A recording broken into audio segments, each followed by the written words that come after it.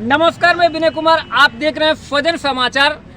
नगर निकाय चुनाव चरम पे है। प्रथम चरण का चुनाव हो चुका है समाप्त और मतगणना भी हुआ समाप्त। अब द्वितीय चरण का चुनाव का प्रचार प्रसार मात्र बचा है एक दिन शेष।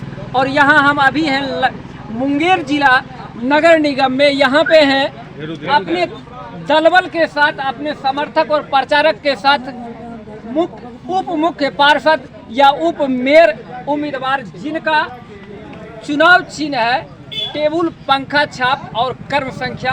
इनके पंपलेट के अनुसार हम बता रहे हैं कि इनका कर्म संख्या 6 है। सबसे पहले इनसे हम करते हैं सवाल कि आपका प्रचार प्रसार करने का कितना समय शेष बचा है सर?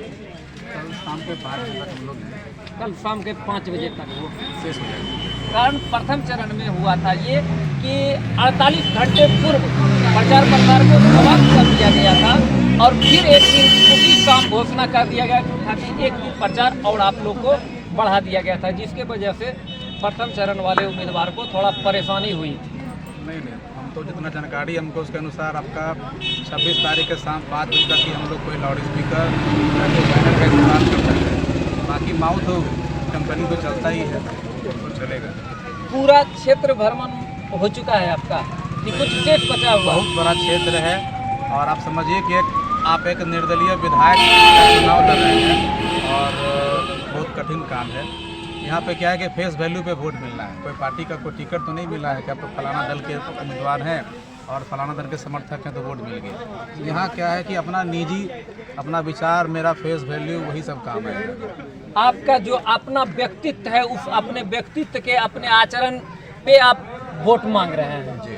तो एक बार सबसे पहले मेरे चैनल के माध्यम से ये आप बता दें कि आपका चुनाव चिन्ह क्या है और कर्म संख्या कितना है? चुनाव चिन्ह है टेबल, पंखा छाप और मेरे पास टेबल फैन है। उसका बटन दबाइएगा तो पंखा चलेगा और जब बटन दबाइएगा तो एक तरफा हवा चलेगा। या यूँ कहा जाए कि ईवीएम में भी बटन ही दबाना है और हवा चला देने के लिए पंखा का भी बटन ही दबाना है। दोनों स्थिति में आपको सुविधा, पब्लिक के लिए भी।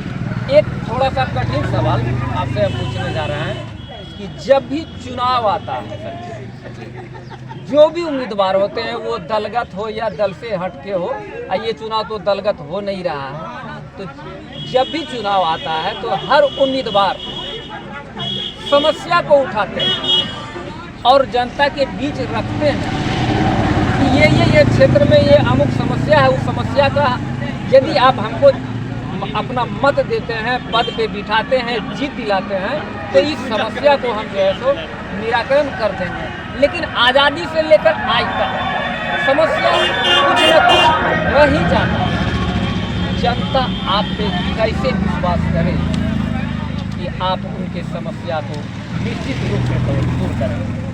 ये क्षेत्रफल के हिसाब से धीरे धीरे लोग जो है ना, मतलब पहले शहर में बसते हैं, फिर धीरे धीरे रिमोट एरिया में बसने लगते हैं, तो समय के अनुसार तरक्की होता है। लेकिन अगर तरक्की कराने वाला जनप्रतिनिधि, उस पर डिपेंड करता है कि कितना स्पीड में करवाना है।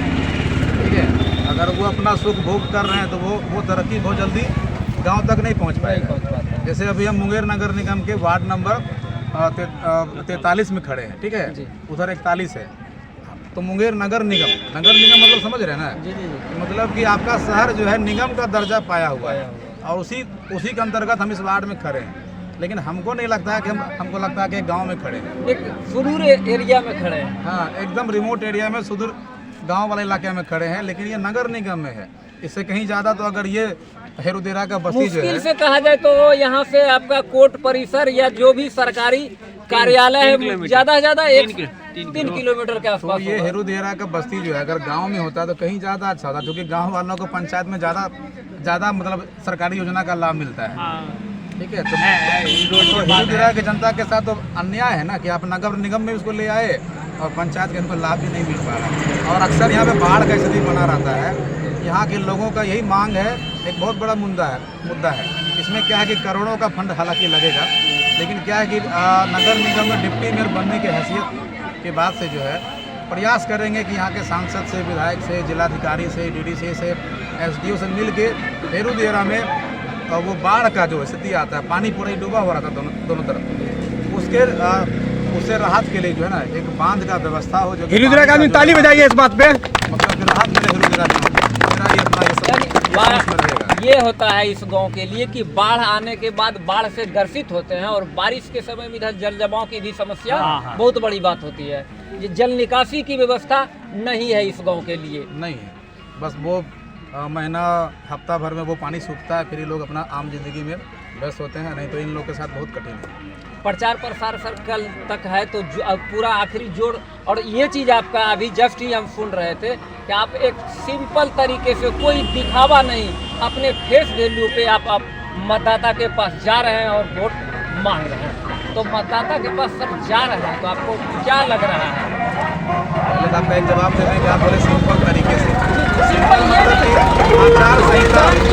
आचार संहिता जो नियम होता है चुनाव में लागू होता है उसका पालन करते हुए, ठीक है, सीमित संसाधन में, सीमित प्रचार गाड़ी में मेरा प्रचार चल रहा है, और सीमित संसाधन में, सीमित गाड़ी में मेरे पास मात्र 4 गाड़ी का हम जो है आदेश लिए हैं, बाकी प्रत्याशी 10-10 गाड़ी का आदेश लिए हैं, ठीक है, उसमें कुछ जाली भी गाड़ी भी चल रहा है, ठीक है। तो सीमित संसाधन में हम जो है 1 नंबर का पोजीशन अगर बनाए हुए डिप्टी मेयर में, तो आप समझिए कि कोई आम आदमी जो कि सच में मतलब ज़मीनी नेता हो, वो कोई भी चुनाव जीत सकता है। कारण कि आप परिचय के मुहताज हैं नहीं, जानकारी अनुसार कि आप छात्र नेता भी रह चुके हैं। कब थे और कहाँ थे सर छात्र नेता?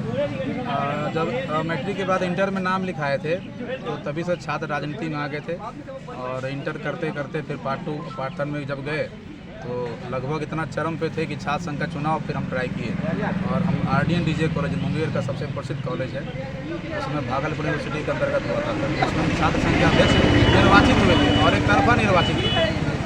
वो मेरे जीवन का पहला चुनाव था और ये दूसरा चुनाव। हालांकि मेरा चुनाव लड़ने का सपना है विधानसभा का, लेकिन नगर निगम में लड़ रहे हैं।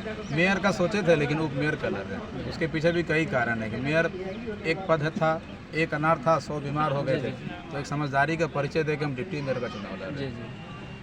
तो आप यहाँ, आपके कुछ समर्थक हैं, इनसे बात करते हैं। आप अपने उम्मीदवार के साथ कदम से कदम मिला करके चल रहे हैं और डोर टू डोर जा करके उनके लिए वोट मांग रहे हैं, तो मतदाता के पास जा रहे हैं, तो उनसे आपको क्या रुझान मिल रहा है? उनसे रुझान मिल रहा है कि तुषार एक अच्छे कैंडिडेट हैं और जो सामाजिक जीवन में पले हैं, इसलिए इसको वोट देंगे। और यहीं पे देख लीजिए कि एक बच्चा है जो इनका बैनर लेकर के अब रखे हुए हैं। क्या बाबू जा रहा है प्रचार प्रसार के लिए, कैसा लग रहा है? अच्छा लग रहा है।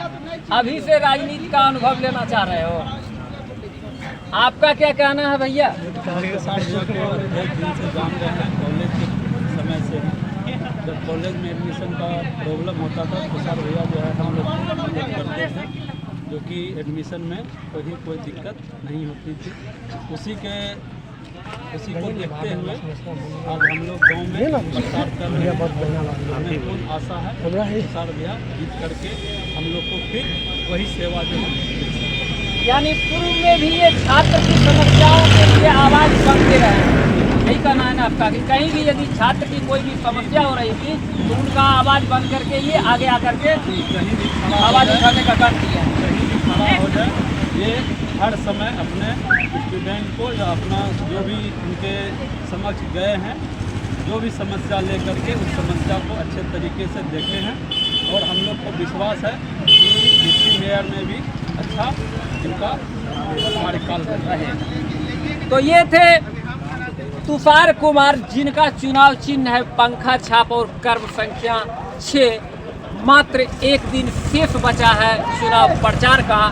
आगे के भी उम्मीदवारों का प्रचार प्रसार और उम्मीदवार से करेंगे बात। तब तक बने रहे स्वजन समाचार के साथ। नमस्कार।